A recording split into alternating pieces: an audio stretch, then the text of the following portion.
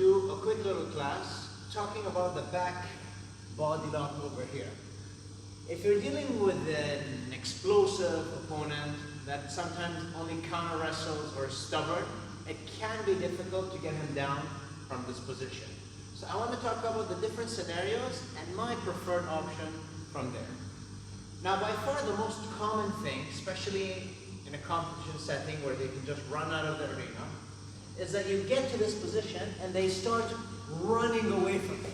And it's difficult to kind of halt him by breaking your legs.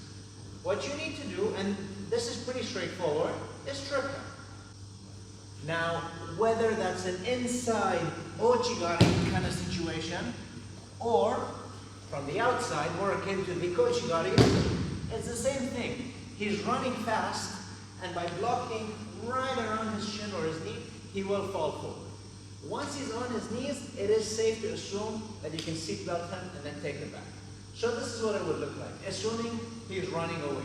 He's going, I trip him, he's facing forward, great. Seatbelt, and then you can take it back.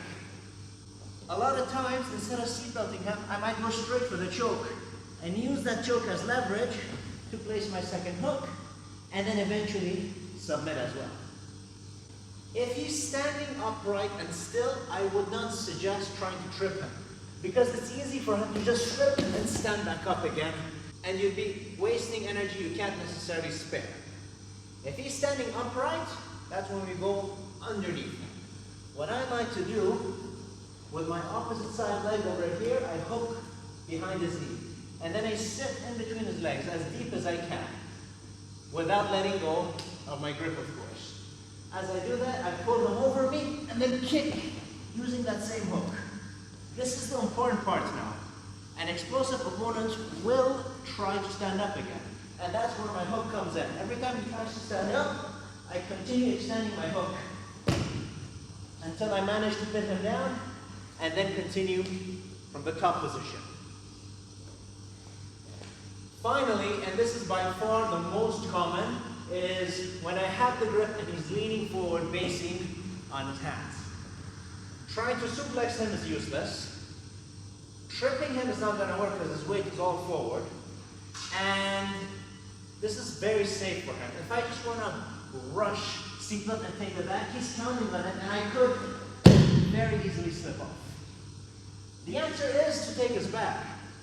But instead of getting the seatbelt, which I would recommend in most scenarios, is to get a double undergrip. So I'm here, that same body lock I have, I slide it up to his armpits. And then this same leg over here, I hook it. And now, it doesn't matter how much he tries to slide me off, I'm tight under his armpits. As long as you keep your chest glued to his back and your arms tight, if you fall, he falls with you. It's a matter of time until he gets right out. But if you're short for time, swing this leg and fall forward. And those are my three options from the back body lock position.